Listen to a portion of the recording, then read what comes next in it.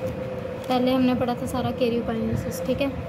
Karyokinesis में हमारे पास क्या था कि हमने कहा था कैरियोकाइनेसिस में जो कैरियो वर्ड है वो शो करता है न्यूक्लियस को, ठीक है, और काइनेसिस जो वर्ड है वो शो करता है डिवीजन को, ठीक है। ये हमने पढ़ा था। अब उसके साथ वाले ही जो है वो साइटोकाइनेसिस है, तकरीबन सिमिलर है, लेकिन साइटो में क्या होता है, साइटो का जो वर्ड है वो है सेल और काइनेसिस का जो वर्ड है वो है डिवीजन को शो कर रहा है, ठीक है। मतलब कैरियोकाइनेसिस में न्यूक्लियस की डिवीजन हो रही है हमारे पास, और जो साइटो है उसमें सेल की डिवीजन हो रही है, ठीक है। ये चीज़ आ रही है इसमें। अब कैरियोकाइनेसिस में हमने क्या क्या पढ़ा था कि किस तरह से डिवीजन हो रही हैं, क्या क्या चीज़ें आ रही हैं, ठीक है। कैरियोकाइनेसिस में हमारे पास जो था वो सबसे पहले था दो चीज़ें। सेल साइकिल की बात करते हैं सबसे पहले, उसको मैं एक्सप्लेन नहीं करूँगी, वो हमने कल ऑलरेडी पढ़ लिया था सारा। थोड़ा सा बस रिव्यू दे देती हूँ कि पीछे हमने क्या क्या पढ़ा है। जो सेल साइकिल है उसमें हमारे पास सेल डिवीजन हो रही है ना, तो दो चीज़ें आ रही हैं। एक है हमारे पास इंटरफेस, ठीक है, और एक है हमारे पास माइटोटिक फेस। अब जो हमारे पास इंटरफेस है वो क्या है, इंटरफेस क्या कर रहा है, ठीक है। हमारे पास ये दो चीज़ें हैं, एक है कैरियोकाइनेसिस जो कि न्यूक्लियस डिवीजन कर रहा है, सेल साइकिल हम पढ़ रहे थे कल। दो चीज़ें थी उसमें, एक था इंटरफेस और एक है माइटोटिक फेस। इंटरफेस के आगे हमारे पास तीन चीज़ें आ रही थी, जिसमें एक G1 था, S था और G2 फेस था, ठीक है। यहाँ पर एक एक्सेप्शनल केस है जिसे हम G नोड का नाम दे रहे थे, ठीक है। G नोड वो स्टेट होती है जिसमें एक जो साइकिल, एक जो आपके पास सेल होता है वो ज़्यादा देर के लिए स्टे करता है। वो डेज़ में भी हो सकता है, वीक के लिए भी हो सकता है और पूरे लाइफ टाइम के लिए भी हो सकता है। जैसे नर्व सेल्स और आई सेल्स जो होते हैं वो हमेशा के लिए इस स्टेट में चले जाते हैं, यानी कि वो आगे फर्दर डिवाइड नहीं करते, जितने थे उतने ही रहेंगे, ठीक है। अब G1 के बारे में भी हमने बहुत डिटेल से पढ़ा, S फेस के बारे में भी बहुत डिटेल से पढ़ा और G2 के बारे में भी बहुत डिटेल से हमने पढ़ा। इसमें क्या हो रही होती है, इसमें असल में जो इंटरफेस होती है ना उसको हम रेस्टिंग फेस नहीं कह सकते, लेकिन ये है कि इसमें क्या हो रही होती है, डिवीजन की तैयारी हो रही होती है, प्रिपरेशन हो रही होती है। सारी चीज़ें इकट्ठी करेंगे हम, सारे वेपन्स हम लेकर आएंगे ताकि हमारे पास जो माइटोटिक डिवीजन है उसमें डिवीजन हो सके, ठीक है। सेल डिवाइड होगा तभी हमारे पास डिवाइड होगा ना, जब हमारे पास सारी चीज़ें होंगी। तो इसमें प्रिपरेशन हो रही है G1 में भी, S में भी और G2 में भी। ये सारा हमने डिटेल पे पढ़ा था, इसमें क्या हो रहा है, इसमें क्या हो रहा है, इसमें क्या हो रहा है, ठीक है। अब ये हमारे पास प्रिपरेशन हो गई है, ठीक हो गया। आगे हम देखते हैं कि माइटोटिक फेस क्या है। माइटोटिक फेस को डिवीजन फेस भी कहते हैं, मतलब ये वो वाली फेस है जिसमें कि डिवीजन होगी, ठीक है। ये वो वाली फेस है जिस पर डिवीजन होगी। अब इसके आगे हमारे पास दो चीज़ें आ रही थी माइटोटिक फेस में, एक है कैरियोकाइनेसिस, ठीक है, और एक है साइटोकाइनेसिस, ठीक हो गया। एक है कैरियोकाइनेसिस और एक है साइटोकाइनेसिस। कैरियोकाइनेसिस मैंने अभी बताया कि ये क्या रिप्रेजेंट करता है, न्यूक्लियस को, और काइनेसिस क्या, डिवीजन को, ठीक है। इसका ये मतलब है कि कैरियोकाइनेसिस में हमारे पास न्यूक्लियस की डिवीजन होगी, ठीक हो गया। अच्छा जी, साइटोकाइनेसिस, साइटो जो है वो वर्ड शो करता है सेल को, और काइनेसिस जो है वो शो कर रहा है डिवीजन को। तो इसका ये मतलब है कि हमारे पास जो कैरियोकाइनेसिस है उसमें न्यूक्लियस की डिवीजन होगी और साइटो में सेल की डिवीजन होगी। अब कैरियोकाइनेसिस में हमारे पास आगे चार चीज़ें आ रही थी, ठीक है। क्या क्या थी हमारे पास, सबसे पहली थी प्रोफेस, दूसरी थी हमारे पास मेटाफेस, तीसरी थी हमारे पास एनाफेस, और फोर्थ थी हमारे पास टीलोफेस। इसमें भी हमने डिटेल से पढ़ा कि प्रोफेस में क्या हो रहा है, मेटाफेस में क्या हो रहा है, एनाफेस में हमारे पास क्या हो रहा है और टीलोफेस में हमारे पास क्या क्या हो रहा है। अब सिमिलर साइटोफेस को हम देखेंगे, साइटोकाइनेसिस को हम देखेंगे कि साइटोकाइनेसिस में क्या क्या होगा। टीलोफेस के एंड तक हमारे पास जो है वो एक न्यूक्लियस जो है वो डिवाइड हो गया था। इसमें जो कुछ भी हुआ वो सारा न्यूक्लियस की डिवीजन के लिए था। अब ये जो साइटोकाइनेसिस है ये सारा हमारे पास सेल की डिवीजन के लिए है, तकरीबन सेम ही है, लेकिन इसमें फ़र्क क्या है ये हमने देखना है।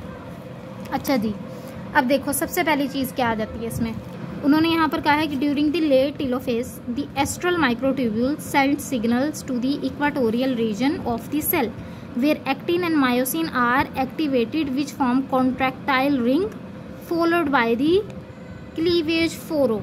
अब ये देखो सबसे पहली चीज़ क्या है हमारे पास कि जब लेट टीलोफेस होती है, टीलोफेस किसका एक फेस था, हमारे पास कैरियोकाइनेसिस का एक फेज था जो कि लास्ट फेज था, जिसमें न्यूक्लियस की डिवीजन हो जानी थी। ठीक है, हो गई इसमें।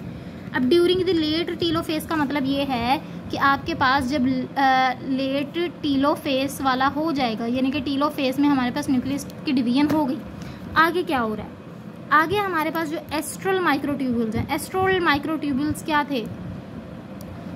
जो उसको बना रहे थे एस्ट्रल और स्पिंडल फाइबर्स मिलकर माइक्रोट्यूब्यूल्स थे इकट्ठे मिलकर, यानी कि वो सेंट्रियोल के साथ जुड़ा था।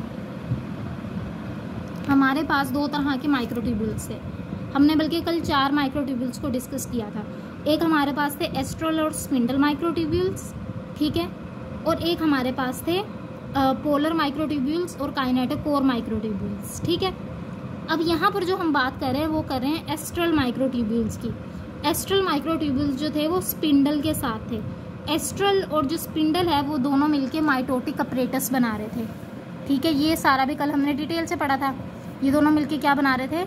माइटोटिक अपरेटस बना रहे थे। ठीक है, प्लस स्पिंडल, ये दोनों मिलके क्या बना रहे थे? एस्ट्रल और स्पिंडल आपस में मिलके माइटोटिक अपरेटस बना रहे थे। मैं यहाँ पर आती हूँ नीचे की तरफ ताकि वो ज़्यादा गंद ना बचे। अब ये देखो ज़रा, हमारे पास अब वो क्या कह रहे हैं कि जो एस्ट्रल माइक्रोट्यूब्यूल्स हैं, आफ्टर द लेट जो टीलोफेज के बाद हमारे पास जो एस्ट्रल माइक्रोट्यूब्यूल्स हैं वो क्या करते हैं? वो सिग्नल को सेंड करते हैं। किसकी तरफ सेंड करेंगे? इक्वाटोरियल रीजन की तरफ। इक्वाटोरियल रीजन कौन सा होता है? जो दरमियान का हिस्सा है। कैसे? मतलब ये हमारे पास एक सेल है, ठीक है, और इसमें हमारे पास 2 न्यूक्लियस बन गए थे। ये वाला माइक्रोसोम आ गया था, क्रोमोसोम आ गया था, और ये वाला क्रोमोसोम आ गया था। ठीक है, इस तरह से हमारे पास ये बन गए थे। ठीक है, अब इसमें हमारे पास क्या हो रहा है? जो इक्वाटोरियल रीजन है, इक्वाटोरियल मतलब दरमियान वाला रीजन। इक्वाटोरियल का मतलब होता है equal in parts. Equatorial region कौन सा है? जो दरमियान वाला रीजन है। और पोलर रीजन कौन सा है? जो साइड वाला रीजन है। ठीक है, जो साइड वाली प्लेस है उसे हम पोलर रीजन कहते हैं, और जो इक्वाटोरियल है वो दरमियान वाला है। तो ये जो एस्ट्रल माइक्रोट्यूब्यूल्स है वो सिग्नल सेंड करता है इक्वाटोरियल रीजन में। कब हो रहा है ये? लेट टीलोफेज में। ठीक है, यहाँ तक समझ आई है? अब क्या होगा? अब उसने सेल के इक्वाटोरियल रीजन में क्या है? सिग्नल सेंड किए हैं। अब इक्वाटोरियल रीजन को वो एक और चीज़ से रिप्रेजेंट कर रहे हैं। वो कह रहे हैं इक्वाटोरियल रीजन वो वाला रीजन जहाँ पर एक्टिन और मायोसिन जो है वो एक्टिवेटेड है। क्या क्या? एक्टिन और मायोसिन जो है वो एक्टिवेटेड है। एक्टिन और मायोसिन अब क्या है? ये प्रोटीन्स हैं। ठीक है, ये वो प्रोटीन्स हैं जो कि हमारे पास बनी थी किसमें? G2 में। एंजाइम्स और प्रोटीन की प्रिपरेशन हो रही थी। ठीक है, तो ये वो वाली एक्टिन और मायोसिन प्रोटीन है जो कि यहाँ पर एक्टिवेटेड है इक्वाटोरियल रीजन में। समझ आ रही है बात की?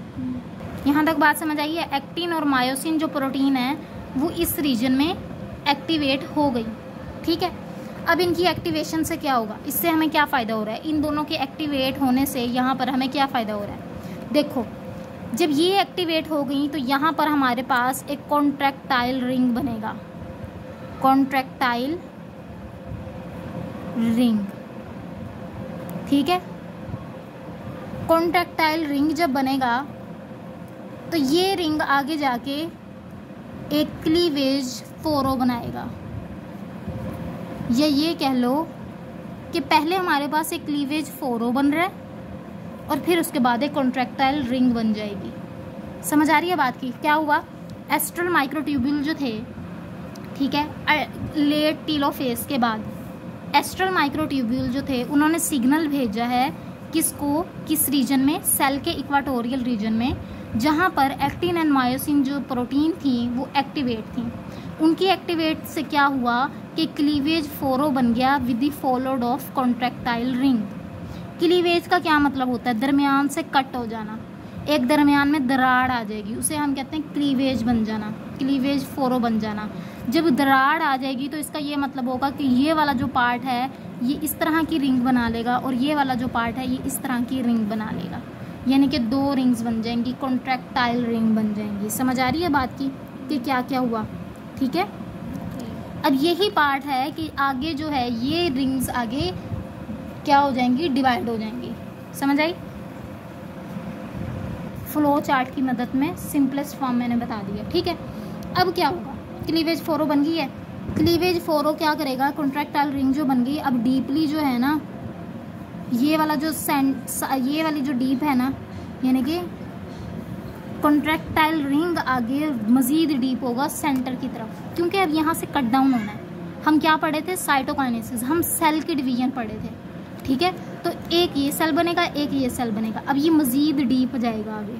ठीक है, तो क्या होगा, which depends towards the centre of the cell and dividing the, ये पेरेंट सेल था, ये आगे 2 डॉटर में कन्वर्ट हो जाएगा। समझ आई बात की, क्या हुआ, समझ आई? 2 डॉटर सेल। ठीक है, तो किस तरह से होगा ये भी समझ आई है। ये आगे 2 डॉटर सेल में कन्वर्ट हो जाएगा, ये पेरेंट सेल था। ठीक है, और ये आगे किस में चेंज हो गया, डॉटर में चेंज हो गया। ये हमारे पास साइटोकाइनेसिस हो गया। अब ये हमारे पास वो चीज़ें थीं जो ऊपर से तो सेम थी सारी। ठीक है, प्रोफेस, मेटाफेस, एनाफेस, टीलोफेस, यहाँ तक हमारे पास सेम था। उसके बाद ये आगे हमने साइटोकाइनेसिस में पढ़ा है कि क्या क्या हुआ है। ये था ह्यूमन में। ठीक है, ह्यूमन में इस तरह से होता है, लेकिन अब आपके पास हमें देखना ये है कि एनिमल में प्लांट सेल में किस तरह से हो रहा है। प्लांट सेल में भी तकरीबन सिमिलर ही है। समझ आ रही है बात की, लेकिन प्लांट सेल में कुछ थोड़े बहुत डिफरेंसेस आते हैं, उसको हम डिस्कस कर लेते हैं कि क्या क्या डिफरेंसेस आते हैं। जो ये वाला पोर्शन था ये था एनिमल्स या ह्यूमंस के लिए, अब ये वाला जो पोर्शन है ये हम प्लांट में डिस्कस करेंगे। अच्छा, प्लांट में क्या हो रहा है, प्लांट की जो माइटोटिक डिवीजन है वो तकरीबन सेम है, लेकिन जो हायर प्लांट्स होते हैं ना, जो हायर प्लांट्स हैं उनमें क्या होता है,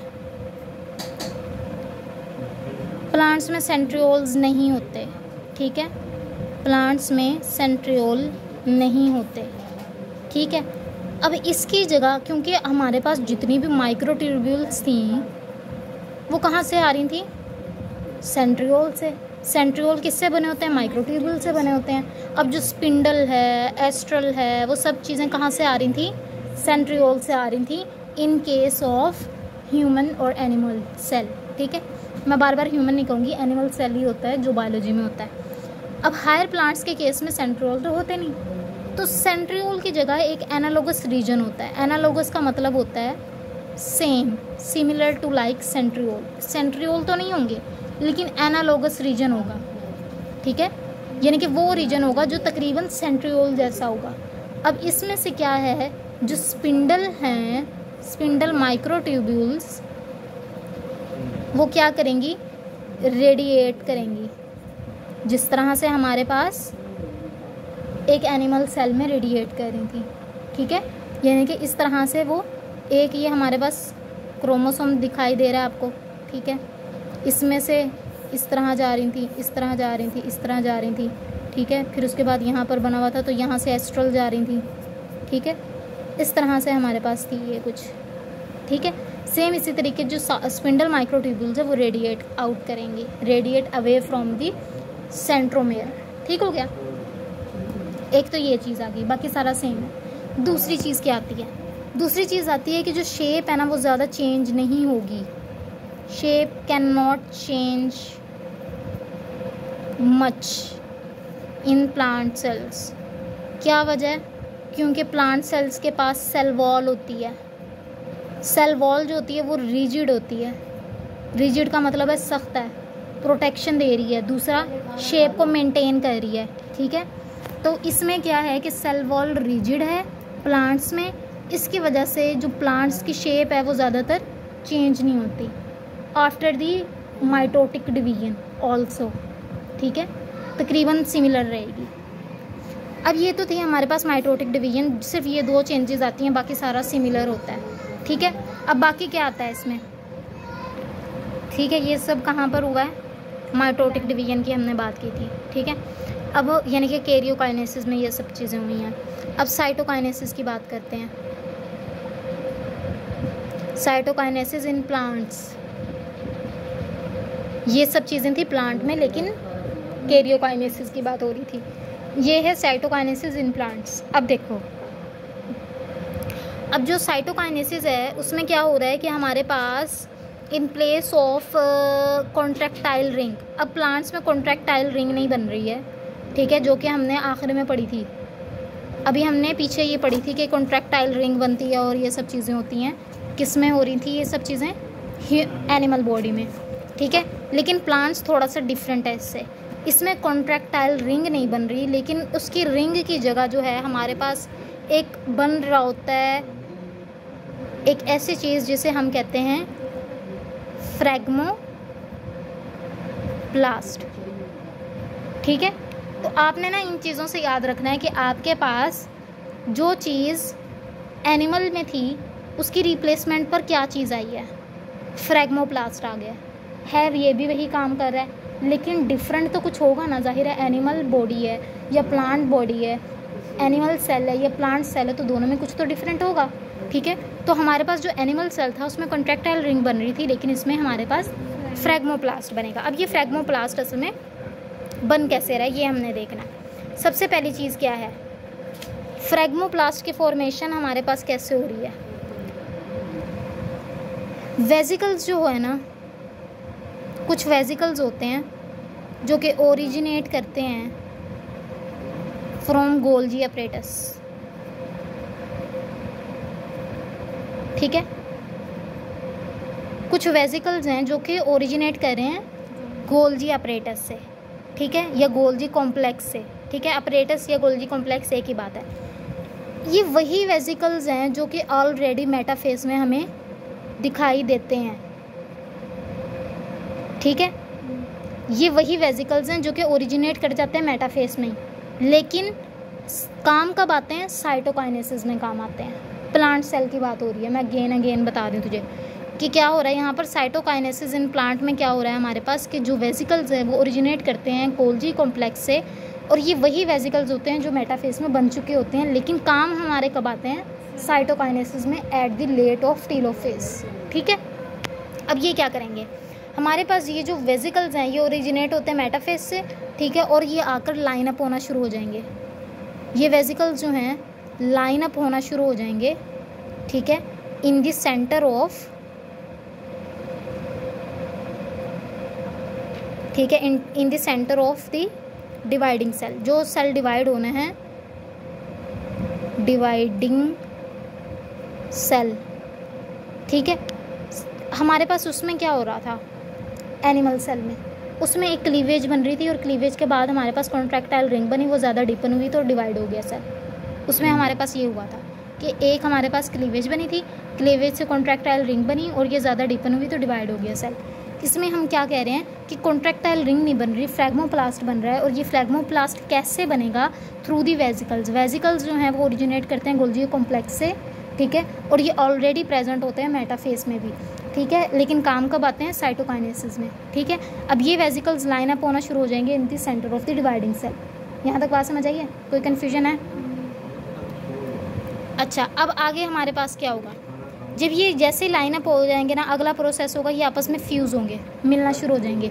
ऐसे ऐसे पहले ये इस तरह आ रहे हैं, इस तरह आ रहे हैं, लाइन अप हो गए, लाइन अप हो गए, लाइन अप हो गए। अब आगे क्या प्रोसेस आ रहा है? फ्यूज़ हो रहे हैं, मिल रहे हैं, ठीक है, मिलना शुरू हो जाएंगे, ठीक हो गया।